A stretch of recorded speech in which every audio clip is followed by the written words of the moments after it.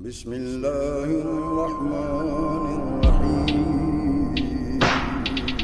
شروع اللہ کے نام سے جو بڑا مہربان نہایت رحم والا ہے۔ ذکر اسلامی کی فتح بائی ذاکرہ کائنات۔ اعوذ باللہ من الشیطان اللعین الرجیم، بسم اللہ الرحمن الرحیم، وبہ نستعین وہو خیر الناصرین ومعین۔ آپ تمام ناظرین کی خدمت میں سلام اقدس پیش کرتی ہوں۔ انشاءاللہ کہ آپ تمام لوگ خیر و عافیت سے ہوں گے۔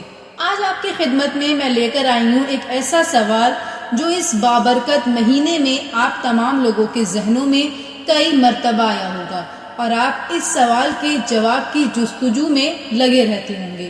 یہاں تک کہ کئی بار کئی لوگوں نے مجھ سے یہ سوال کیا ہے کہ محترمہ، ماہ رمضان میں ہی روزہ رکھنا کیوں واجب ہے؟ کیا کہیں پر لکھا ہوا ہے کہ وہ لوگ جو ماہ رمضان میں مریض ہیں یا وہ لوگ جو ماہ رمضان میں سفر کر رہے ہیں یعنی ٹریول کر رہے ہیں ان کے اوپر روزہ نہیں ہے؟ اگر ان کے اوپر روزہ نہیں ہے تو ان کا کیا حکم ہے؟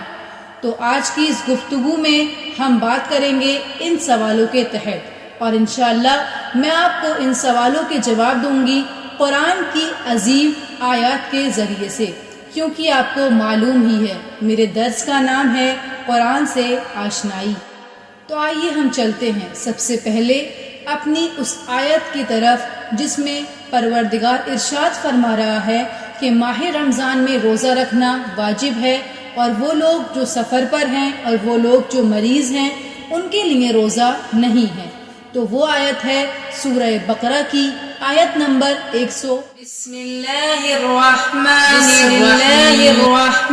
الرحیم۔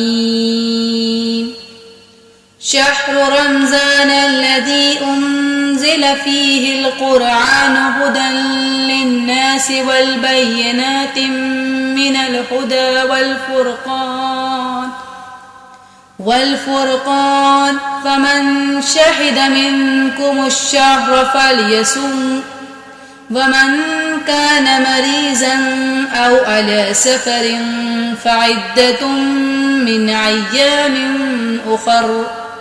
رمضان کا مہینہ وہ عظیم مہینہ ہے جس میں قرآن عظیم اتارا گیا ہے، جو لوگوں کے لیے ہدایت ہے اور جس میں رہنمائی کرنے والی، امتیاز کرنے والی واضح نشانیاں موجود ہیں۔ تم میں سے جو کوئی بھی اس مہینے کو پالے بس اس میں روزہ رکھے۔ ومن کانا مریضاً او علی سفر، لیکن جو کوئی بھی سفر پر ہو یا جو کوئی مریض ہو بس وہ دوسرے دنوں میں اس گنتی کو پوری کرے۔ تو یقیناً جو اب تک ہمارے ذہنوں میں سوال تھا کہ ماہ رمضان میں روزہ رکھنا کیوں واجب ہے اور کہاں پر لکھا ہوا ہے کہ وہ لوگ جو سفر پر ہیں اور وہ لوگ جو کہ مریض ہیں ان کے لیے روزہ نہیں ہے، تو سورہ بقرہ کی آیت نمبر 195 کے ذریعے سے ہمارا وہ سوال جس میں پروردگار واضح طور پر کہہ رہا ہے کہ ماہ رمضان میں روزہ رکھنا واجب ہے اور وہ لوگ جو سفر پر ہیں اور وہ لوگ جو مریض ہیں ان کے لیے روزہ نہیں ہے۔ اب بات آ گئی ہے ماہ رمضان المبارک کی، اور سلسلہ بھی ہے ماہ رمضان کا، تو مجھے وہ حدیث رسول یاد آ گئی جس میں پیغمبر اکرم صلی اللہ علیہ وآلہ وسلم ارشاد فرماتے ہیں، یہ ایک ایسا مہینہ ہے کہ اگر اس کی صحیح شناخت ہو جائے تو پورا سال رمضان ہونے کی لوگ تمنا کریں گے۔ یقیناً ماہ رمضان بہت ہی عظیم اور بابرکت مہینہ ہے۔ تو آئیے اب جانتے ہیں کہ وہ لوگ جو ماہ رمضان میں سفر پر ہیں اور وہ لوگ جو ماہ رمضان میں مریض ہیں ان کا حکم کیا ہے۔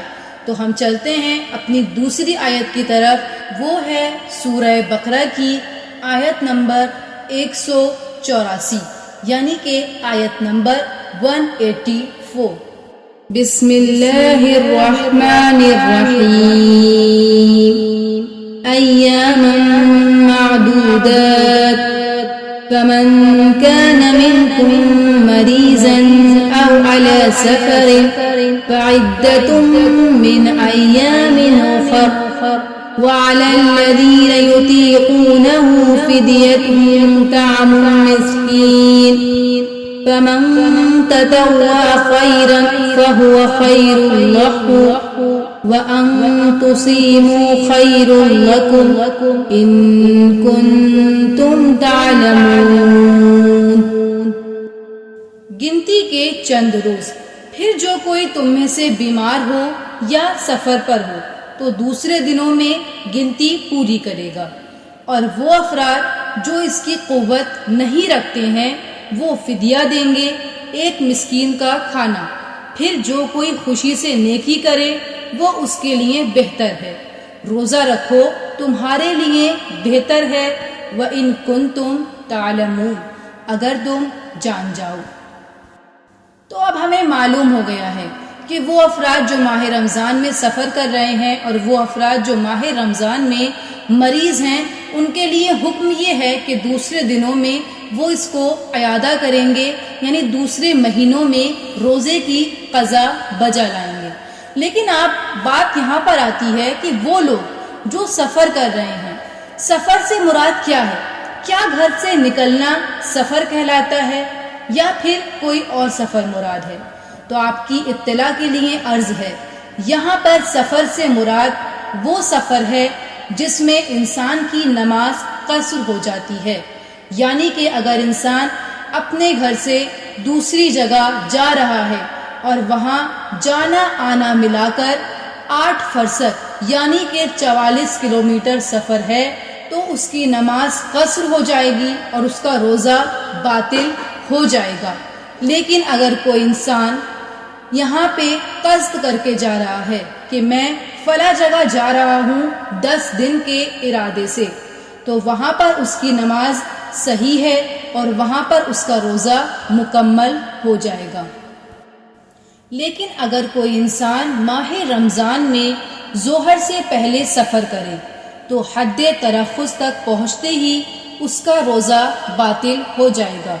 لیکن اگر اس سے پہلے روزہ توڑ دیا تو احتیاط واجب کی بنا پر اسے کفارہ دینا ہوگا۔ لیکن اگر کوئی انسان ماہ رمضان میں بعد الظہر یعنی کہ ظہر کے بعد سفر کر رہا ہے تو اس کا روزہ صحیح ہے اور وہ اسے مکمل کرے گا۔ تو یہاں پر واضح ہو گیا کہ سفر سے مراد کون سا سفر ہے اور کب انسان کا روزہ صحیح ہے اور کب انسان کا روزہ صحیح نہیں ہے۔ لیکن اب یہ جانتے ہیں کہ وہ لوگ جو ماہ رمضان میں روزہ نہیں رکھ رہے ہیں اور یہاں تک کہ ان کے اندر قوت بھی نہیں ہے کہ وہ روزہ رکھے، تو ان کا کیا حکم ہے؟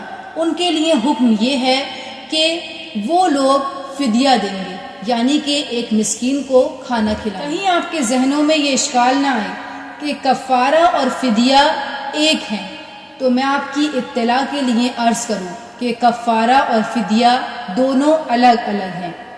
کفارہ وہ جرمانہ ہے جو روزے کو باطل کرنے کی وجہ سے شریعت کی طرف سے معین ہے، اور یہ 3 قسم کا ہوتا ہے۔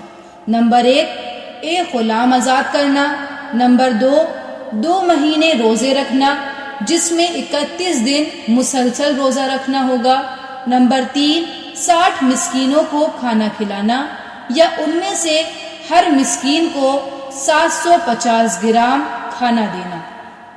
جس شخص پر کفارہ واجب ہے اس کے لیے ضروری ہے کہ ان میں سے کسی ایک کام کو انجام دے، البتہ چونکہ اس زمانے میں شرعی اعتبار سے جسے غلام کہا جا سکے اس کا وجود نہیں ہے، تو لہٰذا یہاں پر ہم دوسرا اور تیسرا کفارہ ادا کریں گے۔ اگر ان میں سے کسی پر بھی عمل نہیں کر سکتے ہیں تو جتنا ممکن ہو فقیر کو کھانا کھلائیں یا پھر اسے کھانے والی چیز دے دیں، مثلاً گیہوں، چاول، آٹا۔